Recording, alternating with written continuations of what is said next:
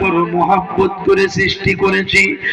এই ইব্রাহিম তাড়াতাড়ি করে বেহেশতের ভিতরে যাও, গিয়ে তুমি একটা কাজ করো, ওই আঙ্গুর গাছ থেকে অর্থাৎ জয়তুনের গাছ থেকে তুমি 8টা পাতা ছিঁড়া দিয়ে যাও। 8টা পাতা ছিঁড়া নিয়ে, 8টা পাতা কিন্তু বড় বড় পাতাগুলো। একটা কথা মনে রাখবেন, আঙ্গুর গাছের পাতা কিন্তু বড় বড়। পাতা কি বড় বড়। আল্লাহ পাক বলেন, এই জিবরাইল বেহেশতের ভিতরে আঙ্গুর গাছ থেকে 8টা পাতা ছিঁড়ে নিয়ে যাও। 3টা পাতা আমার আদমকে দিস ইজ্জত দেখার জন্য, আর 5টা পাতা আমার হাওয়াকে দিয়া দিস ইজ্জত দেখার জন্য। আর আজ থেকে ঘোষণা করে দিবা, কিয়ামত পর্যন্ত তোমাদের যত সন্তান হবে, অর্থাৎ আদম সন্তান যত হবে, নারী এবং পুরুষ উভয় জাতিকে আমি আল্লাহ কাফনের কাপড় কিয়ামত পর্যন্ত দিয়ে দিলাম। এই জন্য পুরুষ ইন্তেকাল করলে কাফনের কাপড় 3 কাপড়, আর মহিলা ইন্তেকাল করলে কাফনের কাপড় হলো 5 কাপড়। এই আমার মা বোনেরা, আপনাদের খোঁজ খবর আপনারা রাখেননি, আপনারা কোথায় সৃষ্টি হয়েছিলেন? কারণ হাওয়াকে সৃষ্টি করছে জান্নাতের ভিতরে, আদম নবীকে সৃষ্টি করছে দুনিয়ার জমিনে, কিন্তু বেহেশতের ভিতরে নিয়ে, জান্নাতের ভিতরে নিয়ে রূহ দিয়েছেন, রূহ দিয়া জিন্দা করছেন আদম রে। আদমের বাম পাজরের হাড্ডি টান দিয়া বের করে হাওয়া সৃষ্টি করলেন। সৃষ্টি কইরা এই হাওয়ার সঙ্গে আদমের বিয়ে দিয়েছেন বেহেশতের ভিতরে। এবার আমার আল্লাহ ডাক দিয়ে বলে, জিবরাইল আদম হাওয়ার হাজত আরম্ভ হয়ে যাবে পবিত্র জায়গায়। হাওয়া মাসিক শুরু হয়ে যাবে, প্রস্রাব পায়খানার বেগ হয়ে যাবে, আর হাসতে রাখা যাবে না। তাড়াতাড়ি করে বেহেশতের ভিতর থেকে বের করে দাও।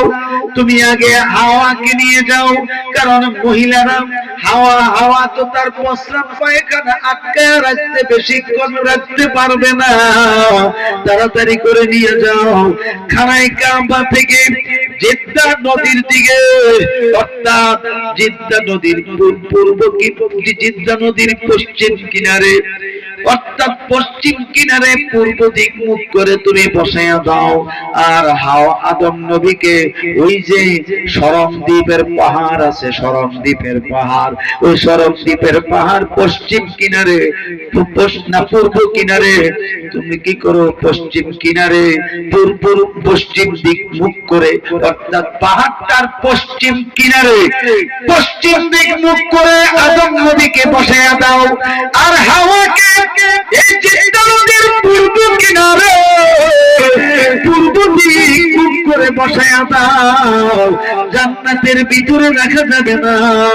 এবার দুইজনকে দুই জায়গায় এইভাবে যখন জিবরাইল বসাইয়া দিল, সঙ্গে সঙ্গে সঙ্গে সঙ্গে হাওয়া আলাইহিস সালাম চিন্তা করলেন, আমাকে বসাইছে জিবরাইলে পূর্ব দিক মুখ করে, আমি যদি আবার পূর্ব দিকে হাঁটি তাইলে মনে হয় আমার আদমের সঙ্গে দেখা হতে পারে। হযরতে আদম আলাইহিস সালাম মনে মনে চিন্তা করলো, হায় হায়, এই শরমদ্বীপের পাহাড়ের পশ্চিম কিনারে পশ্চিম দিক মুখ করে জিবরাইল আমিন আমাকে বসাইলো। আমি যদি, আমার মন বলতেছে, আমি যদি এখন পশ্চিম দিক হাঁটা শুরু করি, হয়তো আমার হাওয়ার সঙ্গে দেখা হতে পারে। 360 বছর কামছে, কয় বছর? 360 বছর কামছে। কান্দার পরে জাবালে রহমত, যাকে বলা হয় আরাফাতের ময়দান, সুবহানাল্লাহ বলেন, এই জাবালে রহমত, এই রহমত পাহাড়ে পূর্ব কিনার দিয়ে হযরতে আদম নবী উঠতেছে, পশ্চিম কিনার দিয়ে হাওয়া আলাইহিস সালাম উঠতেছে। উঠতে উঠতে পাহাড়ের উপরে দুইজন স্বামী স্ত্রী একসাথে পরিচয় হলো। এই জন্য এই পাহাড়টার নাম রাখা হয়েছে আদম হাওয়ার পরিচয়ের পাহাড়। তাফসীরে জাবিরিতে আছে, তাফসীরে সাবিতে আছে, মাউলুদে আরুসের ভিতরে আছে, সুফিনায়ে নূহনের ভিতরে আছে। একটা নয়, দুইটা নয়, অগণিত কিতাব দ্বারা প্রমাণ। 360 বছর কাঁদছে রে বাবা, কান্দার পর আল্লাহর কোন সারা শব্দ পায় না। তখন এই জাবালে রহমত পাহাড়ে থাইকা আল্লাহ দোয়া শিখিয়ে দিলেন, রব্বানা যালামনা আনফুসানা ওয়া ইল্লাম তাগফির লানা ওয়া তারহামনা লানাকুনান্না মিনাল খাসিরিন। আল্লাহ আদমকে দোয়া শিখিয়ে দিলেন, দুইজনে মিলে এই দোয়া পড়তেছে, কিন্তু আল্লাহর তরফের সাড়া তখনও আসে না। তখন আদম আলাইহিস সালামের খেয়ালে আসলো, জান্নাতের ভিতরে যখন আমি ছিলাম, সর্বপ্রথম জীবিত হইয়া যখন আরশে আজিমের দিকে নজর করছিলাম, তখন আমি দেখেছিলাম লেখা ছিল লা ইলাহা ইল্লাল্লাহু মুহাম্মাদুর রাসূলুল্লাহ সাল্লাল্লাহু আলাইহি ওয়াসাল্লাম। এই নাম তো বড় পবিত্র নাম, বড় গুরুত্বপূর্ণ নাম।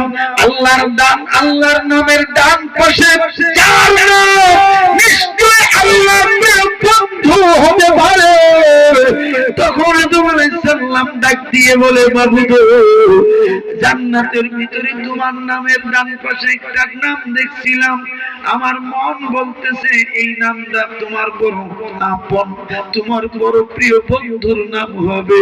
আল্লাহ 360 বছর কানলাম, দোয়া কবুল করলা না, দোয়া পড়লাম, দোয়া কবুল করলা না। তোমার ওই আখেরি বন্ধু যদি হইয়া থাকে, তোমার ওই বন্ধু মুহাম্মাদের খাতিরে আদম হাওয়ারে মাফ করে দাও। আমার আল্লাহ পাক ডাক দিয়ে বলে, আদম রে, তুমি যে এই কথাটা এখন বলেছো, আমার মুহাম্মদকে তুমি কেমনে চিনলে? বলতেছে, আমি তোমার নামের ডান পাশে দেখেছি, জান্নাতের ভিতরে দেখেছি, এমনকি আরশে আজিমও দেখেছি। ও মাবুদ, তোমার প্রিয় বন্ধু আল্লাহ বললেন, আদম শুনে নাও, যাও যাও, আজকের এই জিলহজের 9 তারিখে, জিলহজের 9 তারিখে তোমরা আদম আমার পরিচয়ের জায়গা, এই জায়গায় আমি তোমাদের দুইজনকে আমার বন্ধুর নামের দোহাই দিয়েছ, মাফ করে দিলাম। আরে আমার বন্ধুর নামের দোহাই যদি জান্নাতে থাইকা দিতা, আমি